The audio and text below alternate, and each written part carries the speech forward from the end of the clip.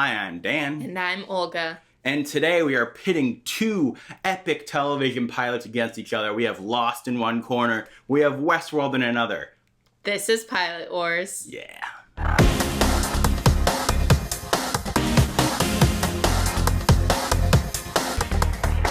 All right, so we have two big pilots here, both like important ones for their day. Mm-hmm. And on Pilot Wars, what we do is we try to take two pilots of television shows and talk about them just as pilots. We don't go into spoilers beyond their pilots, even if we've seen more episodes.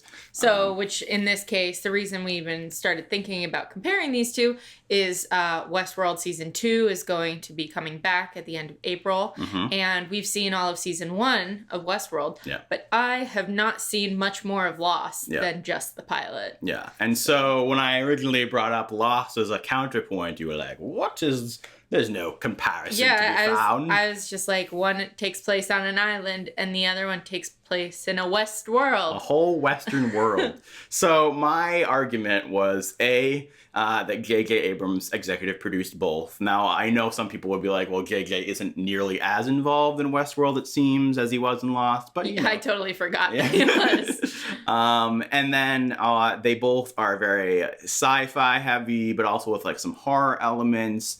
They have lots of mysteries. Yeah. Fan theories are a huge piece of the, piece of the equation. Ensemble cast. Yeah. You brought that up as well. Sweeping landscapes. Yeah. Epic cinematography. Yes. The pilot of Lost came out in 2004. Yeah, I feel old. And the pilot of Westworld came out in 2016. Yeah, so there's a big difference there, and that's automatically going to make it kind of hard to compare them to a certain degree. 12 years of technology and development. Yeah, because I still think, we're going to talk a little bit about cinematography and stuff like that. I still think the cinematography of Lost is really impressive, and the production design is really impressive. At the time, it was one of the most expensive pilots ever made, if not the most expensive, $10 to $14 million. Just a $4 million bubble. That's what it says on Wikipedia. I know. But now we have Westworld, 12 years later, having a $25 million budget. That's insane. Yeah. That is so crazy. Yeah, about double-ish.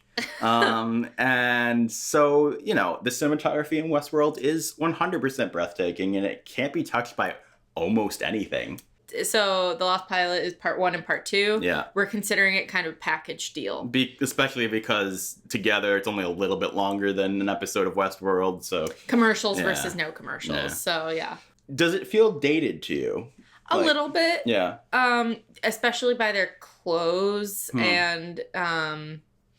like general styles, maybe a little bit. Yeah. Also just like the quality, again, and the quality of it feels less HD. Yeah, It's it certainly looks great on my television, but it definitely, there's something about it that doesn't have like the clarity and the sharpness and the intense. The colors don't look. They're just using different cameras. I don't know that I've watched it since it finished. Wow. I watched it a bunch of times while it was happening. I might have watched it like the year after it finished, but I haven't watched it for a while, and it was weird how much it did feel a little bit older, and it was weird because I was like, on one hand, I'm like, I feel like I have a nostalgia fog over it, so I'm like, to a certain degree that helps it feel older to me. But it has like a sort of classic adventure feel. Lost at the time was so like such a breakthrough kind of thing that all of these lower budget hokier shows borrowed from it. So I feel like just kind of since then it's been pieces of Lost have been stolen and adapted of like, oh, if this prestige show did that, then we can make ourselves like better by taking those techniques. So it's kind of, it feels like purposely over the top at times. Like I think the doge and like the that's fair. And like in the a lot of the like creepy sound effects and things like that I really like, but I also feel like there's like a heightened thing by design. But were those happening in the Westworld pilot and they were just more seamless that we didn't notice them? Or? I just don't think it's as stylized in that particular way. Like Lost is very purposely calling attention to the sound and world around you. And so I think one of the first things we should talk about here is, as much as I wanted to talk about these shows because they're both sci-fi shows, Lost's pilot is a horror pilot. Yeah, you kept saying that, and I had you explain it to me. Yeah. I wouldn't have said that until you said it. Yeah, I mean, they, especially in the first half, right? The only thing out of the ordinary is there's something in the jungle. Yeah. And that kills people. Because otherwise it's just a survivor's tale. Yeah. It's just humans versus nature versus time. And that thing is like, seems supernatural. Yeah. So I don't think I could call the pilot in general sci-fi aside from the weirdness of the polar bear. Like the polar bear is like, it's like the one thing where I'm like, okay, that doesn't necessarily feel like horror. It's not fantasy. Like, it's literally, that's a pretty like, how did a polar bear get here? Yeah. So this is officially science fiction. Yeah. Because they're going to build a premise around what brought it there. Yeah. But I don't know what that premise is. But generally, I mean, there's a lot of hiding and running and rain and creepy things in every corner, and you hear them, and that's what I'm saying with the sound. Like the sound design is so it's designed to freak you out in a way that put you on edge. Yeah. The way that the Westworld pilot, even though it has creepy things happening there too, they literally have the question is it a scientific explanation of programming and computers? Yeah. And logic, or is it a sentience, fantastical technology gaining sentience? I feel like that is the realm of science fiction. I just mean to say that is more of a clear-cut boundary. Yeah. And even though genre of kind of a Western, and borrowing from Western tropes, it's not. Yeah. It's not that. It is a sci-fi piece. No, it's much more of a sci-fi piece than a Western, for sure. Now, I wrote some things down. I think we should go Lost and then Westworld, and I'm just going to sort of take us through some of my thoughts that I wrote. So, we talked about this a little bit, but I did want to, go into more detail about the level of production values and cinematography, specifically at the open of the show.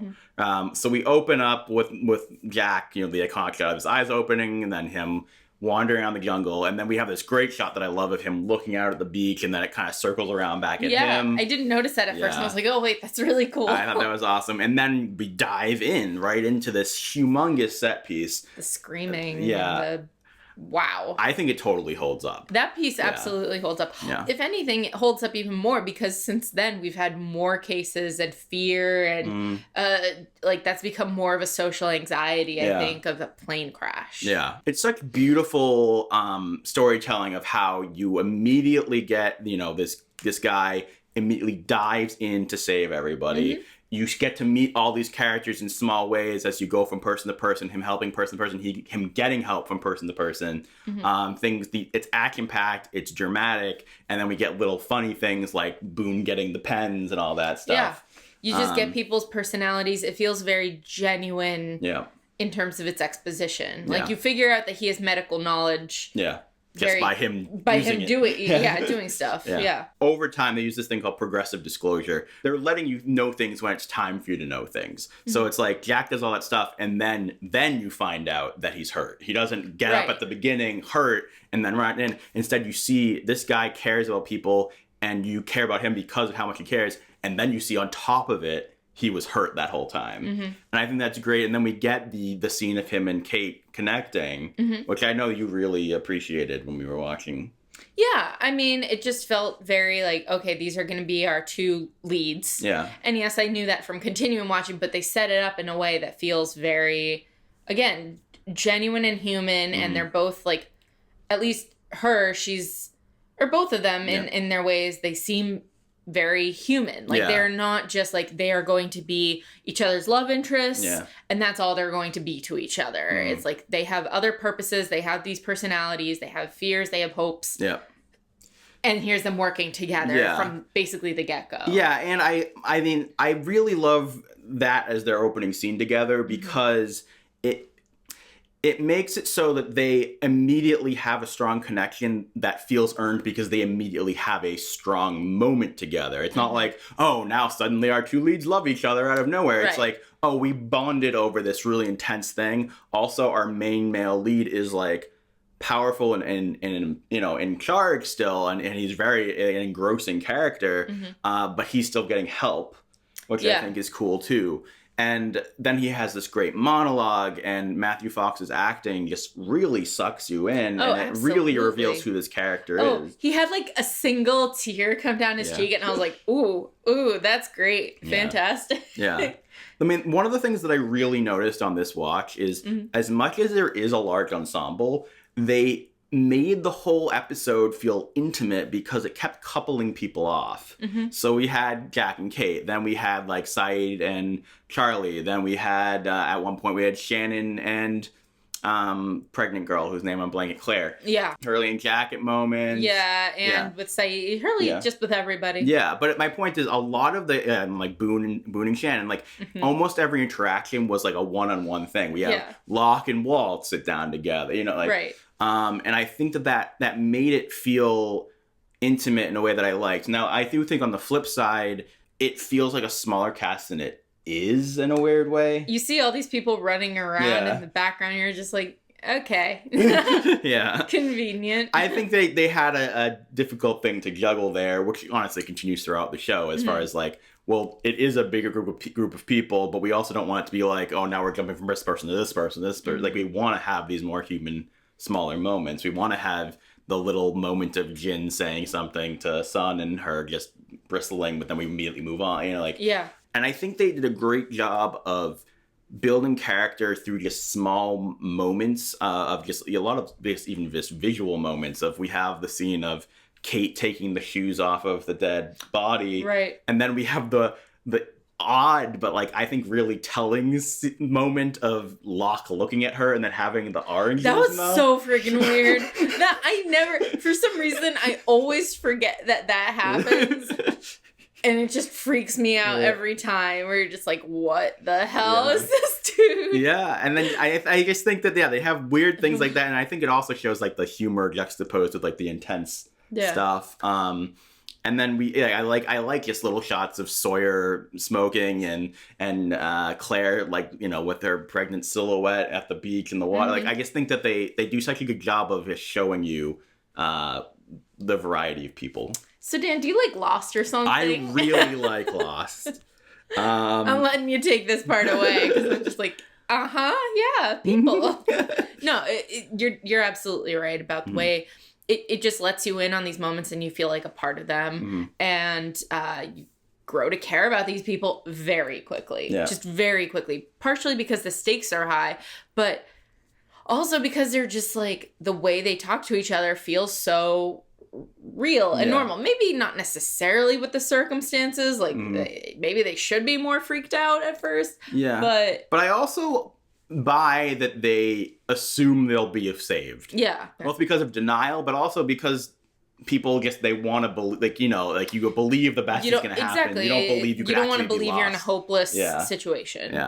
Something I also really like is the flashbacks to the plane, and I really think that we see the crash like a ton of times, a lot, but it's so many perspectives. But it's still really scary. Yeah, I think they do such a good job of, and it reminds me that I haven't seen this kind of scene that much since.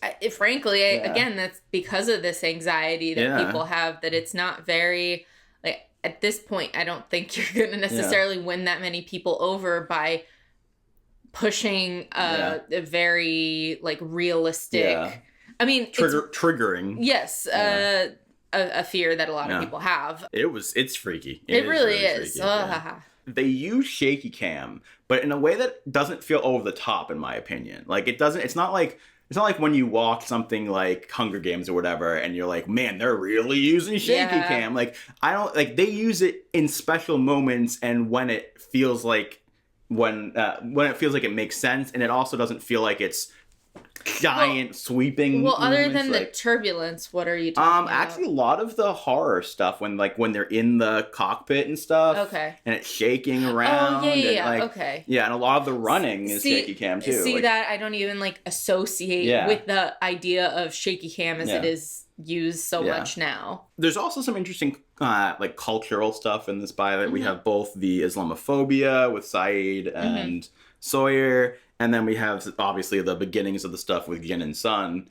and the sort of dominant Asian stereotype stuff. Yeah. What did you think about that? I mean, on the Jin and Sung piece, addressing that first, is like, oh, this makes me so uncomfortable. And also part of me is like, wow, Asian actors have such limited parts on TV, especially like broadcast, basic cable. Like we don't see people, don't see Asian people on TV very much. Yeah.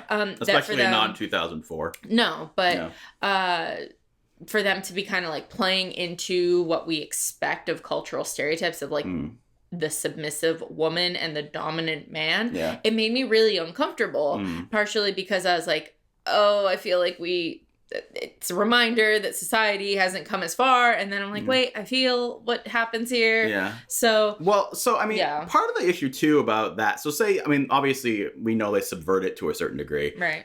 But if we didn't, I would still kind of argue for it because I think there's something to be said, like, yes, okay, you want to avoid stereotypes, but also you don't want to erase actual cultural experience. And it's not like this isn't a thing that occurs. I understand that, but in their case, it felt very extreme. Like, it felt extreme. At the same time, even within the pilot, she rebels. She does. And, like, I feel like that is that idea of, like, the strong guy and the woman having to, like, fight against that. I think it is a story worth telling. It sets up an interesting narrative. That said, it still made me uncomfortable. Yeah, no, I get that for sure. All right, and as for the Islamophobia piece of it, I mean, that's still an incredibly real, pressing societal issue that we have, not just in the United States, but worldwide. Yeah. I mean, I love Saeed. I think that his performance is so good. Very likable, very, very helpful character. I love the scene where he's talking with Hurley and he's like, oh, what part of the military were you in? Air Force? And like Republican Guard. Yeah, it's like, oh. I just think there's some great moments there. Yeah. He's incredibly charming and wins you over, and I wonder how much of the audience is sitting there wondering, like, but did he do something? And I don't know how much of that was I never intended. thought that, because I'm a perfect white boy. Perfect something. Yeah. So, yeah, it's definitely interesting. If anything, that piece of it stays relevant. Yeah. So it's not incredibly... That doesn't date it. No, definitely not. Yeah. Sadly. Do you want to talk about Shannon being terrible? Oh, Shannon is so terrible. She reminds me of Paris Hilton, who I think was very popular at the time, from what I recall. Yeah. Certainly so seems annoying. Like an inspiration. Boone isn't great either, but at least he, like, you kind of agree with him more, just because Shannon is so annoying that you can't help but agree with Boone. Yeah. So give me your argument in favor of Westworld. So... Are we arguing which pilot is better? Or if you want to just give your thoughts about Westworld, then we can argue which one's better at the end. Again, it's just so visually breathtaking. Yeah. And that's hard to, like, that's the thing that stands out in my mind more than anything about the pilot of Westworld, because that's what immersed me in the world. I mean, you absolutely have this incredible premise, but... it's the world building. Yeah. The world building and the tone, I think, are the things that really stand out in this pilot. You have the sweep cinematography, you have just the setting, you have the actors who are doing such a phenomenal job. The characters, just the premise of they're on a loop. Yeah. Every day starts over, but there are these small changes in how each day is different from the last. Yeah. It just is, and it feels refreshing. Yeah. It's different. And the music, I don't know exactly the word I want to use for it, but like, it just feels so sweeping, and it feels like this is some next level stuff. Like it feels like high art in a way. I love the fact that they take these like modern day songs or like recent song. So Painted Black, relatively recent. Yeah. It's not from the Wild West. And Black Hole Sun. And then they turn them into piano pieces. And it's a player piano, which also brings a very interesting motif to it of the player piano plays automatically. It's on its own. It's a very rudimentary kind of invention that's still mechanical. And then these robots are also their version of a player piano. They just go in a loop and they do what they can. They talk and make this noise and have an effect on the world, but they're they're not affected by truly. Yeah. Well, something I want to talk about with this pilot, with the show in general, is I always struggle with this word a little bit, but verisimilitude, where it's like, oh, okay. Though I think the reason the show works is because nothing feels out of place. Nothing feels silly. There are things that they don't show you that I'm questioning, but nothing they're showing me am I saying, that doesn't seem right. Right. They're unanswered questions just about the premise of the world. Yeah. And you're like, wait, how is this? What exactly, how does this work? And you're just like, part of you has to buy into it, but because the world itself makes what you're seeing overall fits the narrative and fits the plot, and at least from the pilot you're not really seeing plot holes truly, and that you're just like, oh, okay, that I'll take the premise. Well, I think it's what it is it's about the world building. It's about the fact that you know, where they're actually programmed and everything, the questions they ask are both like cool but also make sense for the mass. That's not just like a cool phrase. And the way the lighting and everything looks so industrial in there, nothing feels cheesy. I guess, I mean, I have questions where I'm like, I don't understand how this can possibly be okay for children at all. Like, we see the little children, they're like, oh, this part's not good enough for good for kids. Well, what about when the kid's in town and there's a gunfight and 30 people get shot down? So if you don't mind me taking it back a step to their headquarters where they're building the robots and everything.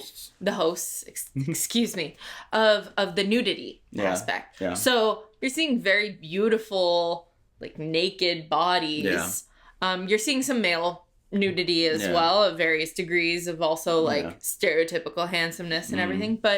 But you're seeing this nudity, and for women it is more exposed because you're seeing boobs. And yet, from my perspective, it's not sexy. It's not like at least in those headquarters scenes. It's not like, oh, I'm buying into this show because I get to see just naked women all the time, or whatever, you know, whatever floats your boat. It's just like, it is chilling. It is unnerving. There's something about that lighting, about that tone of like, oh, that's a human, but it's not. And it's a vulnerable position to be in, but is it actually a dangerous thing?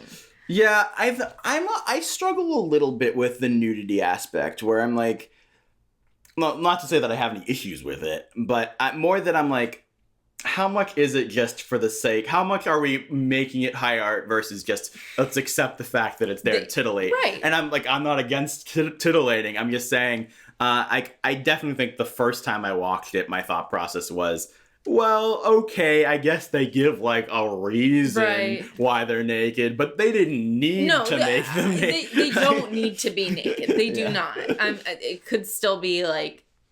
And in fact, it would probably make more sense if they weren't, because why would they take their clothes off of them every time they came in and then put them back on? Well, arguably they're covered in blood. Okay, not every single time. Not every single time, but a lot of the time. They bring them in to clean them up. While we're here, you wanted to talk about this versus Lost and the cake scene. So I was going to say, Lost has a lot less nudity. A whole lot less. But even then, it definitely has scenes of, even when Jack is injured, of like shirtless and is like flexing a little bit. And Kate like being in a bra and like bathing herself and that kind of thing. And it's like, oh, they're still very like hot and desirable. And oh, they're on a beach. They're on an island. They're gonna be in states of undress. So and there's sexual tension between them. So what else are we gonna see? So the thing about Kate, right? It's very much like the cliche of, oh, it's a pilot, so let's have like a sexier scene than we'll ever see again in the entire show. Like obviously there's like sex scenes and stuff, but there's nothing that like as overtly like, let's stare at her body there for a while. So I definitely think there's something to be said about like, oh yeah, that was just for advertisers, just for sucking people in with the hot body. At the same time, I actually think that the two things are kind of equivalent, where I'm like, I do think to a certain degree Westworld was like, well, we're an HBO show, we're going to have nudity, we're going to have sex, we're going to be like out there and we're going to grab people in with the amount of nudity, right? But we're going to take that, you know, sort of... And reason it? Yeah, we're going to take that sort of base idea, right? Okay. And we're going to add a layer of art on top of it. We're going to make it so it's not just that. We're not just making a porno, right? Right, So, and I think to a certain degree, Lost did the same thing. I think the music specifically in the scene with Kate is like it makes it like beautiful, and then it also Sun coming in and having like an issue or like it's kind of unclear what she's trying to say or what's going on with like it added like a story and like personal connection there that I personally think was more than just like let's just look at her body. Obviously they stayed on the shots longer than they should have, but like I mean I can agree with you that in some ways they serve similar masters. Yeah, but but I don't know if I kind of want to get, at least in the pilot, I feel like the tone of Westworld brings more to the table. Whether or not they deliver that in the sex sphere. In the sex, throughout the rest of the season. To kind of contrast with Lost, we talked so much about how connected we are to the characters and their relationships. You pointed out kind of the flaws of that in Westworld. So the thing that I think is interesting is that what Westworld fails at is what Lost excels at, which is I especially if we're just talking pilot-wise, you leave it being like, I'm intrigued by this premise, but I don't feel like emotionally invested, personally. I have to wonder how many people do feel emotionally invested, but the thing is that even if they are emotionally invested, I feel like it's more in the mystery. It's not so much like, oh, I love this I would argue that isn't emotionally invested. I would argue that is intellectually invested. Okay. Like, that's like, oh, I'm intrigued by the mystery, but it's not like, I care about what happens to these people. Right. And that's the thing. So like, well, again, at least for us. Yeah. I mean, the thing, I think that Dolores is only, thank God they have the actress they have. What's her name again? Evan Rachel Wood. Yeah, she's amazing. And she makes, between her voiceover, and honestly, a lot of it's her voiceover. Oh, yeah.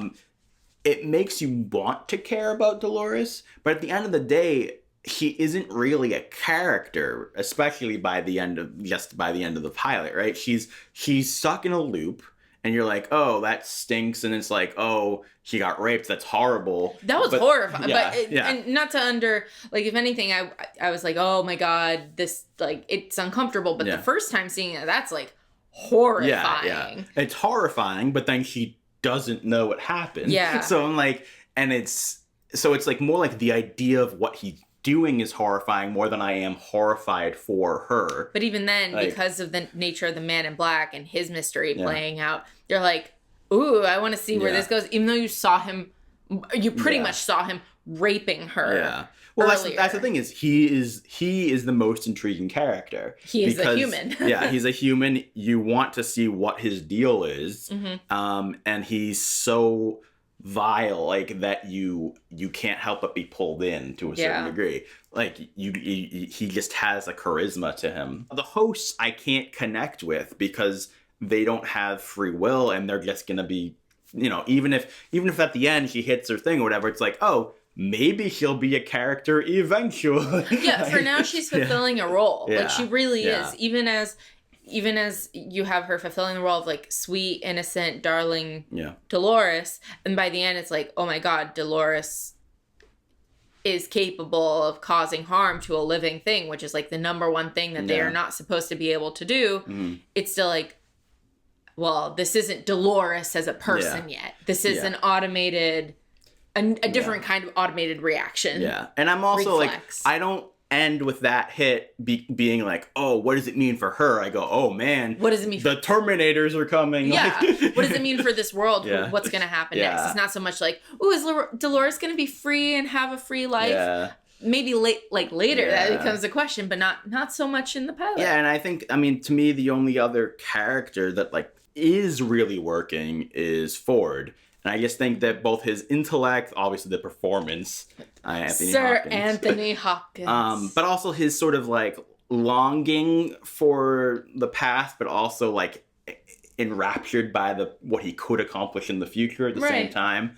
And at the end of the day, there is the mystery and the intrigue behind the fearless leader that Ford is. Yeah. So even though he is, like, very much a person, there's still this mystery around him of how did he get this world here. Yeah. And then on top of that, I do like things that we know there are bigger pictures between the maze and the management having bigger plans and stuff like that.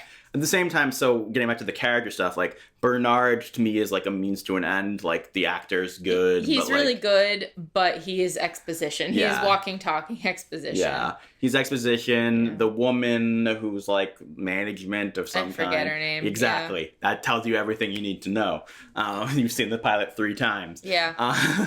And then we have the annoying British man. Yeah, annoying. I call him Man Shannon now. Yes, he's the boy version of Shannon. Just really abrasive and not enjoyable to watch.